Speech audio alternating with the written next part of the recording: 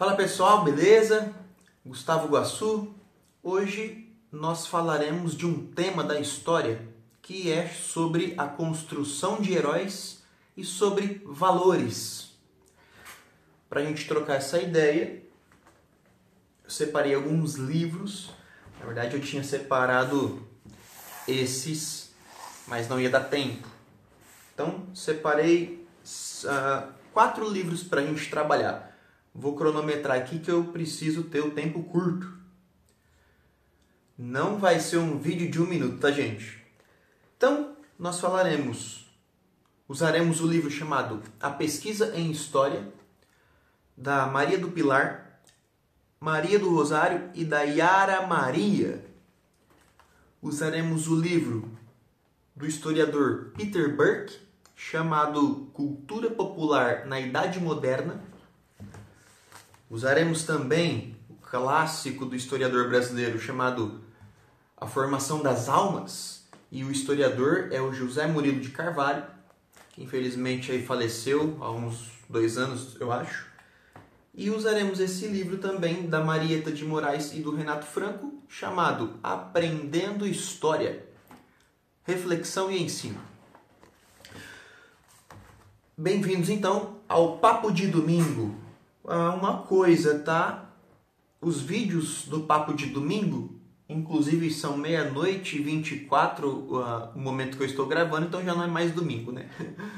Mas enfim, hoje a gente quer trabalhar sobre essa questão dos heróis e da história. E para nós falarmos de heróis, vou usar um 5º livro, que é do... Pera lá, que eu fechei sem querer. Do Noam Chomsky, que é um pensador americano, um filósofo, um ativista político,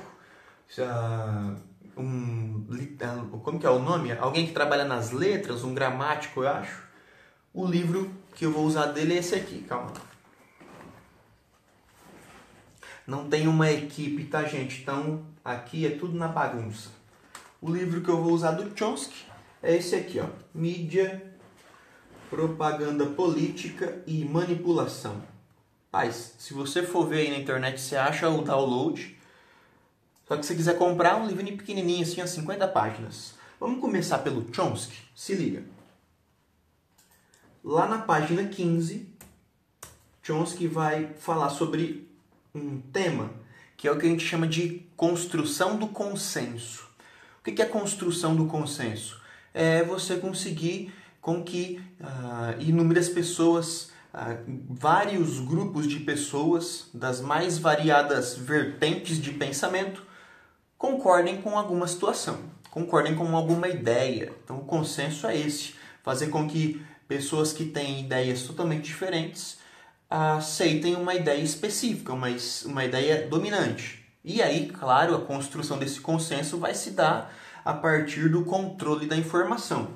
Inclusive, vou usar até mais um aqui, ó, que aí a gente já vai trabalhar essas duas coisas, que é esse livro chamado A Era do Capital Improdutivo, do professor Ladislau Dauber. Já eu venho para ele aqui. Então diz o Chomsky, que é o seguinte: é necessário também, pera lá, deixa eu dar um zoom. Isso aqui é como se fosse uma aula, tá, gente? Cadê o zoom, meu pai? Pera lá que eu tô perdido aqui, eu sou horrível na internet. É necessário, diz Noam Chomsky, também instigar a população para que apoie aventuras externas. Então, por exemplo, o Brasil vai entrar numa guerra.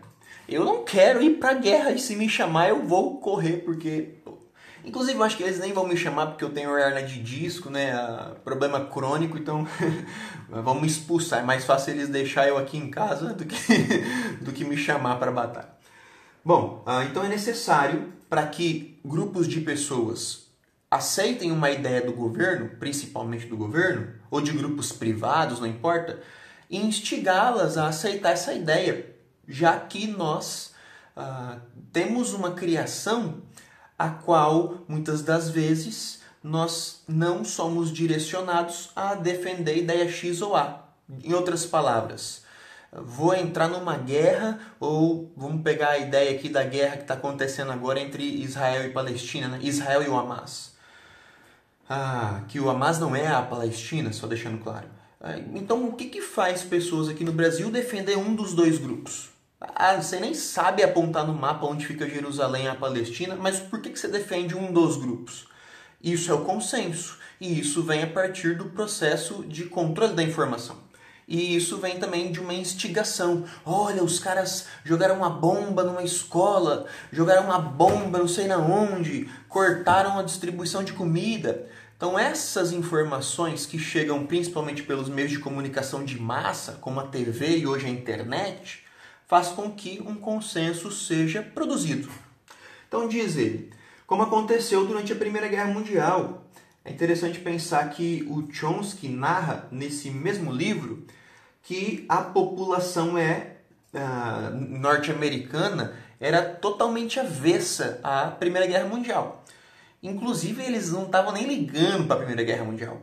Porém, com o desenvolvimento das relações públicas, que é a profissão da propaganda, em menos de 2 anos, nos Estados Unidos, uma população pacífica que não queria guerra, 2 anos depois, se você falasse qualquer coisa em relação à Alemanha, os caras queriam te queimar na fogueira. Vai dar um tiro, não sei. Por quê? Consenso. Então é interessante isso. As pessoas não veem motivos, vai dizer o Chomsky, peraí, esse mouse tá ruim. As pessoas não veem motivo para se envolver em aventuras externas, mortes e tortura. Para que eu vou lá, igual os hips, né? Para que eu vou lá no Vietnã matar os caras que estão só trabalhando na fazenda de arroz? Para que eu vou lá? Então, muitos dos hips nos anos 60 queimavam um cartão do alistamento para não ir para a guerra. Só que muitas pessoas iam sem questionar. Isso aí é o consenso. Portanto, então, você tem que instigá-las. E para instigá-las, você precisa amedrontá-las. Deixa eu sair do Chomsky aqui. Isso. Vamos falar primeiro aqui da informação? Então, a era do capital improdutivo. No capítulo que chama,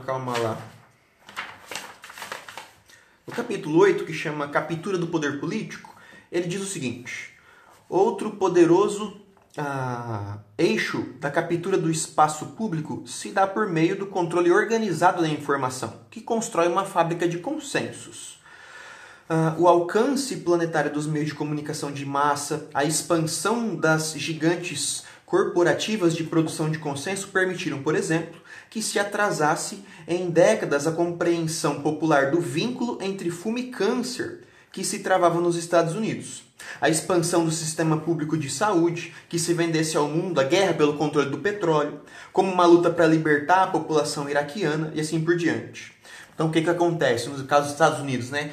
Estamos lá, inclusive isso aí tem fonte, tá, gente? De depoimento de soldados. Um soldado diz aí, os caras mandaram a gente para lá e atrás de armas, chegou lá, não tinha arma nenhuma.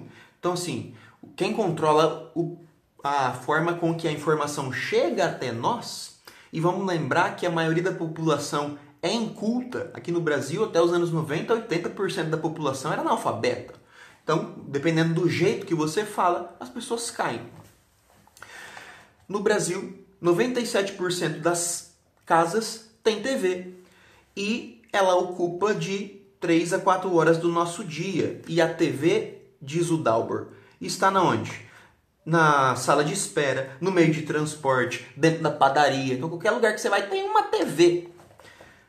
E é um bombardeio de informações. E, no caso do Brasil, o controle da visão de mundo da TV aberta são feitos por 4 grupos, que é o grupo dos Marinho, a Globo, por exemplo, o grupo Civita, o Frias e o Mesquita. O próprio conceito de imprensa livre acaba sendo surrealista. Por quê? Porque nós temos 4 grupos apenas que controlam o processo de informação que chega até nós. Beleza, esse é um ponto. É comum aqui no Instagram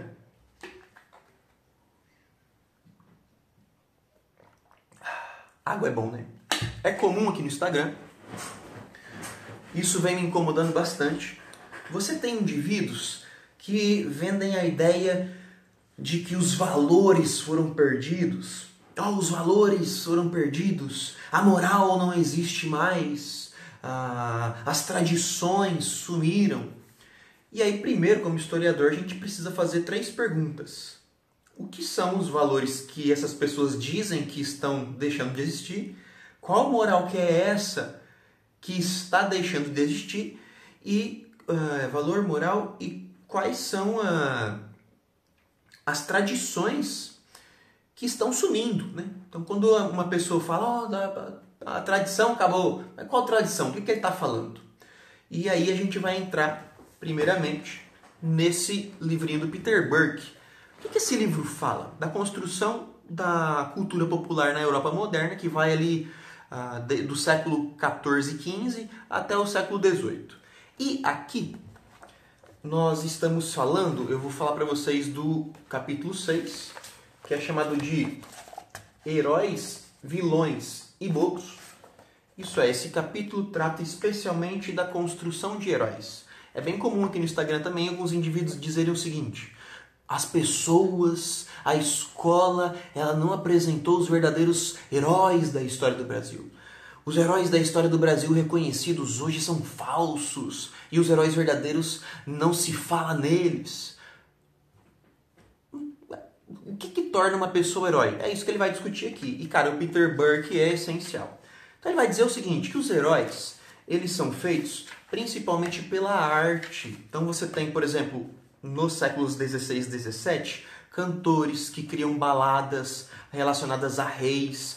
Então o rei derrotou o dragão, o rei salvou as pessoas, o rei lutou contra o exército. E você percebe que cria-se uma cristalização de um indivíduo na memória da população a partir do uso da cultura, da arte. Então eu uso, por exemplo, pinturas, eu uso histórias e músicas para fazer com que um indivíduo, sei lá, Henrique VIII, torna-se um herói na mentalidade popular. Né? É para isso que a gente usa. E ao mesmo tempo a gente também pode criar vilões, né? Olha, então aquele cara fez isso e aquilo, usando um caso do Tiradentes, que quando morre é visto como um vilão e depois em outro momento, que é a República do Brasil, é visto como um herói. Olha o que diz aqui o texto.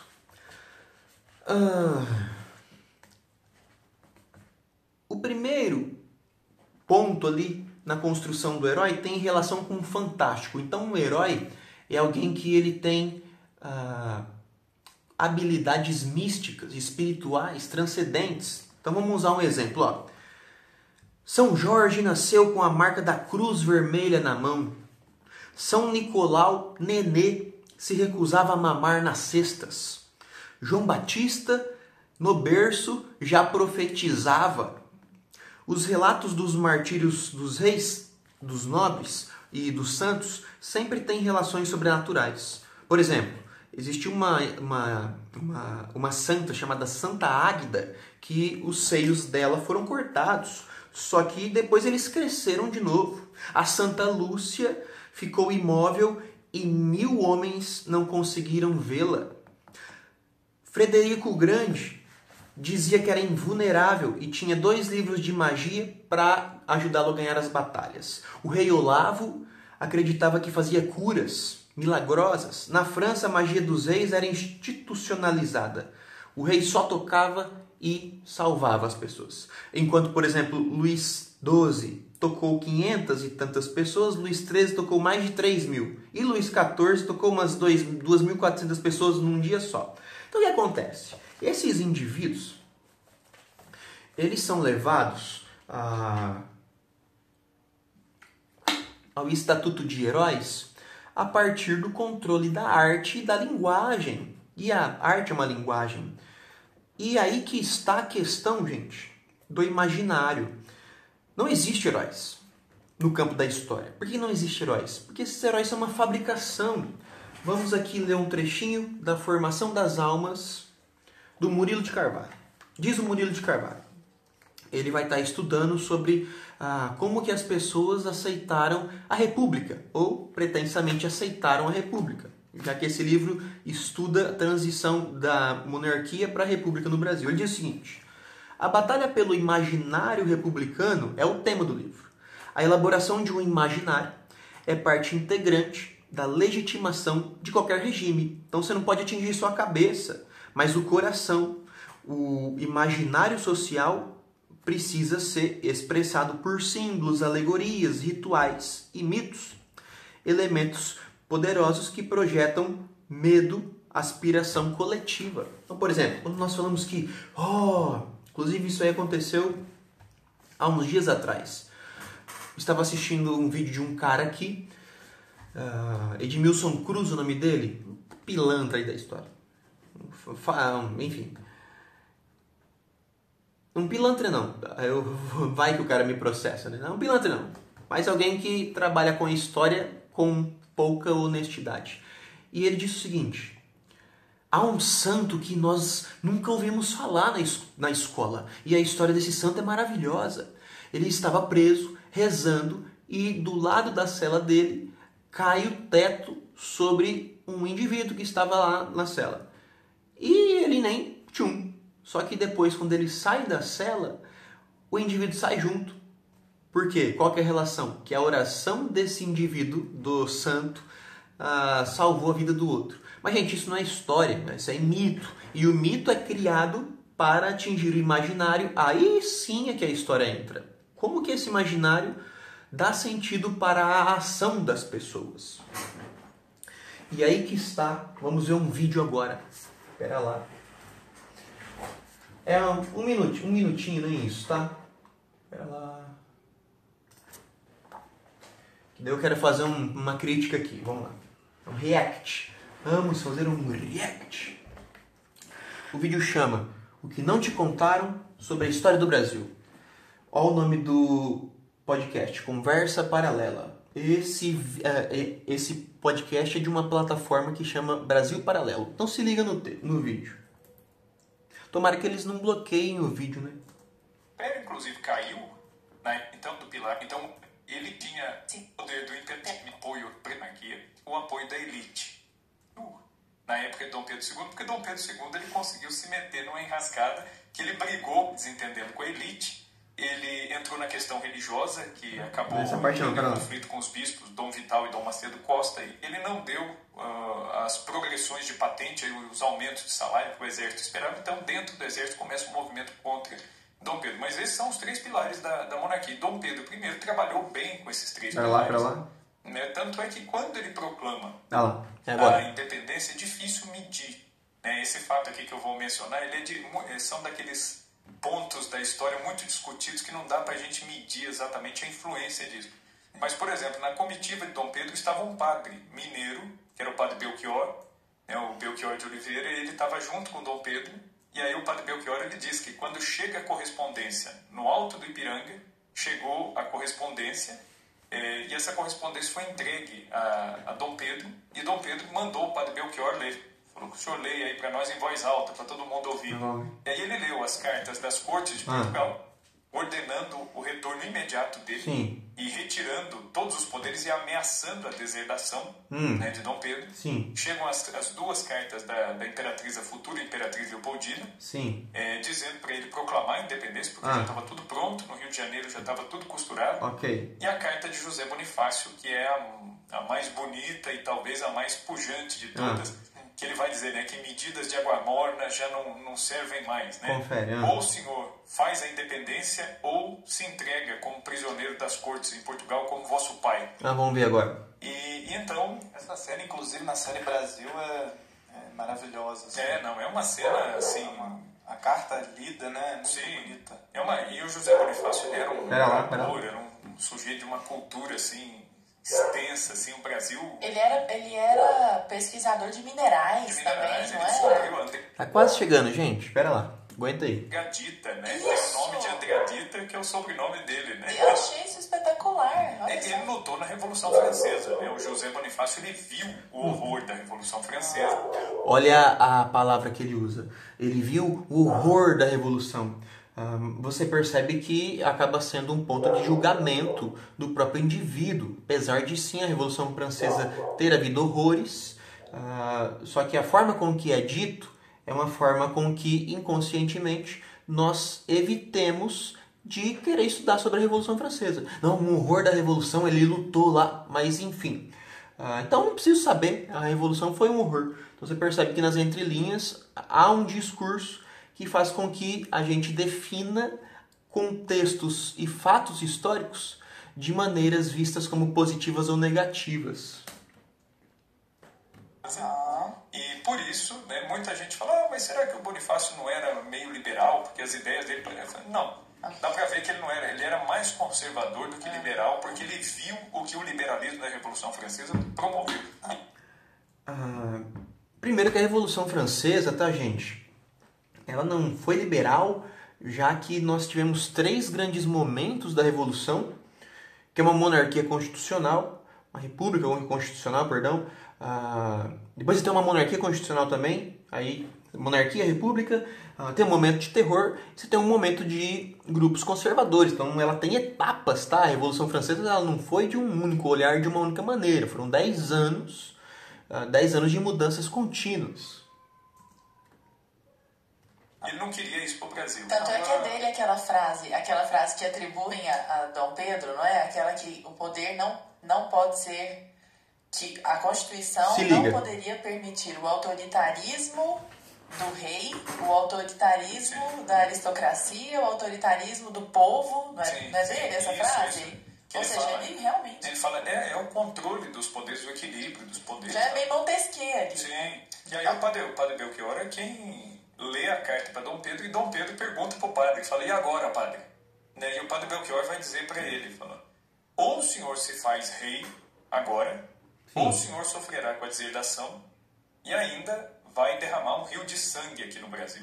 E aí o próprio padre Belchior ele não atribui a ele a decisão da independência. Ele diz, depois de ter dito isso, Dom Pedro saiu um pouco longe, pensou por uns minutos e voltou e disse para o padre Belchior, falou assim, de Portugal eu nada mais quero. Né? E aí ele fala, eu juro fazer o Brasil independente. Né? E aí já começam os gritos de viva Dom Pedro, viva a liberdade, e Dom Pedro manda avisar, né, o seu ajudante, né, da guarda ali, manda avisar os outros militares, e eles se colocam em forma, e aí de fato é dado o grito do Ipiranga, né, quando ele vai dizer, né, pelo meu Deus, pela minha honra, né, pelo meu sangue, né, eu prometo, eu juro promover a independência do Brasil. Né? Independência ou morte será a nossa divisa. Tanto é que quando ele entra na cidade de São Paulo, né, depois para celebrar a independência, né, os paulistas o acolheram, né, a guarda, sim, vamos ver. Os dragões da guarda formaram 2 filas para que Dom Pedro passasse.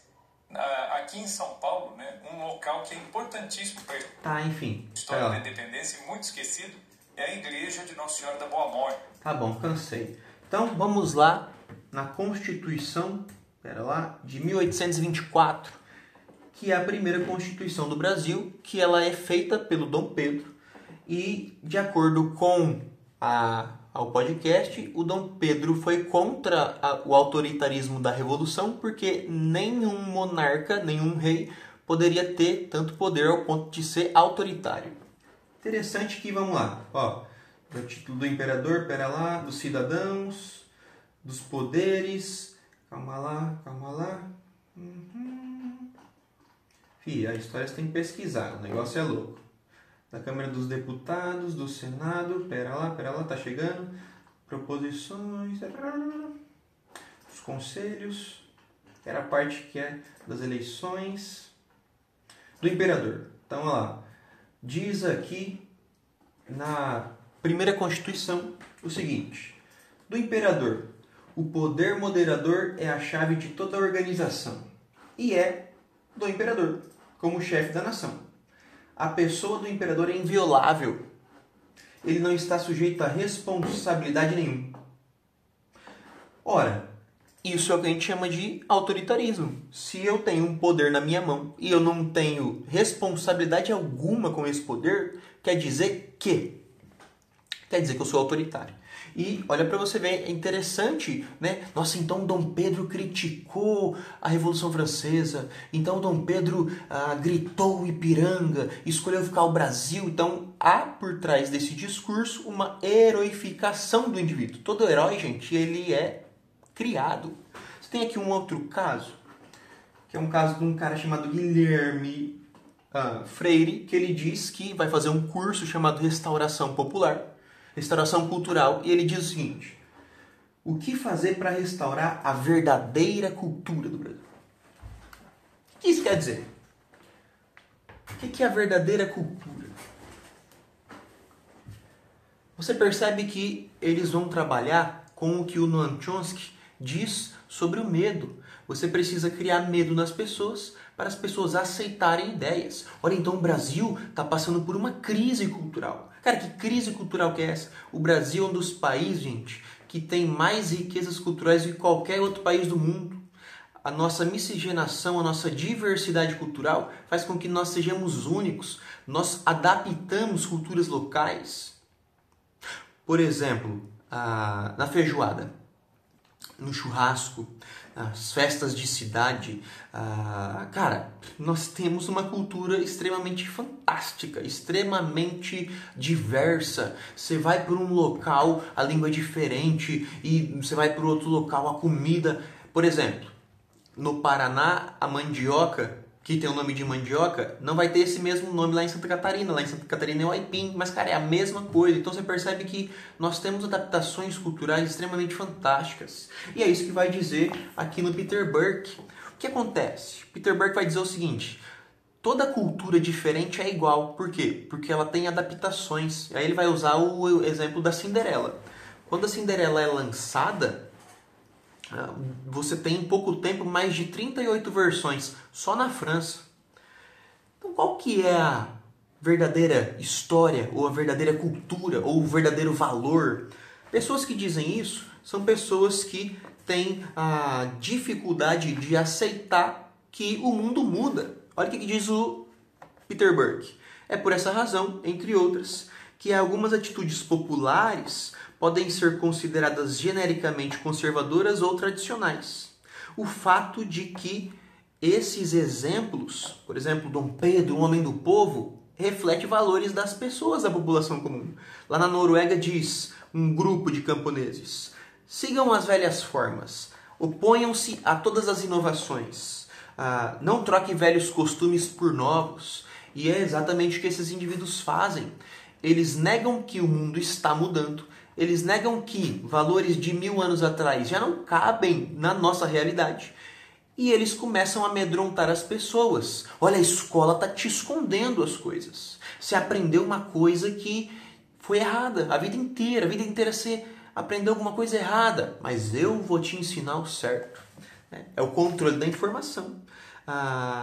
E aí que está. Por que esses caras têm a dificuldade de aceitar o novo? E qual que é a resposta que ele tem para isso?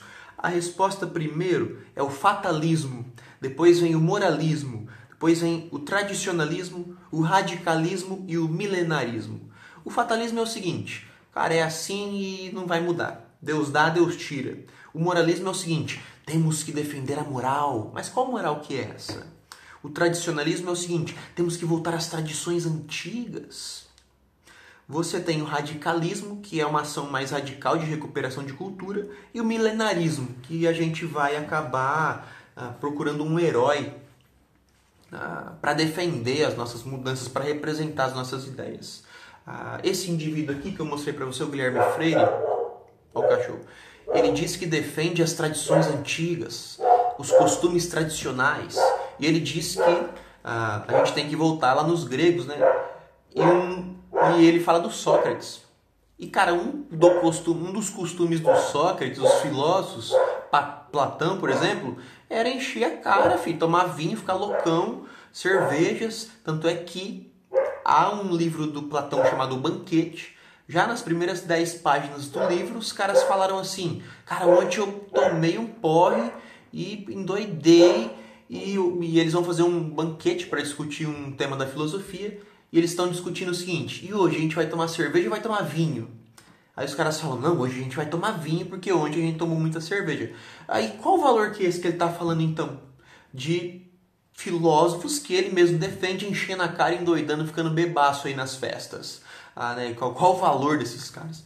Então você vai perceber uma coisa: a gente precisa criar medo nas pessoas para as pessoas aceitarem as nossas ideias, as quais elas são ligadas no contexto da discussão entre passado e presente, sempre ligados à volta no tempo. Então, na época era melhor, no meu tempo não era assim.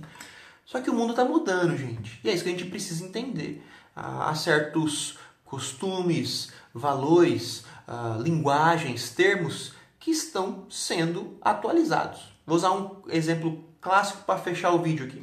O termo escravo, hoje busca-se trabalhar dentro da história o termo escravizado. Por quê? Porque o escravo tem a ideia de que ele já nasceu assim. E o escravizado é uma imposição da força sobre o indivíduo que perderá sua liberdade. Então, por mais que só seja uma mudança de termo, a mudança desse termo tem uma mudança na mentalidade. A gente começa a perceber a realidade de maneiras diferentes. Então, você perceba que o controle da informação, seja pela TV, por esses perfis na internet, sempre vai buscar essa questão do passado, da tradição. E eles não falam que tradição é essa. A busca da moral. E não fala que moral que é essa. E vão entender que cada moral, cada costume é adaptado a cada tempo. Então, o presente, hoje, eu volto ao passado para conseguir compreender como eu vivo hoje. Só que aquele passado já não cabe aqui. Então, eu preciso adaptar. Essa é uma questão que a gente vai discutir no próximo Papo de Domingo. Tamo junto. Se gostou, curte aí e compartilha.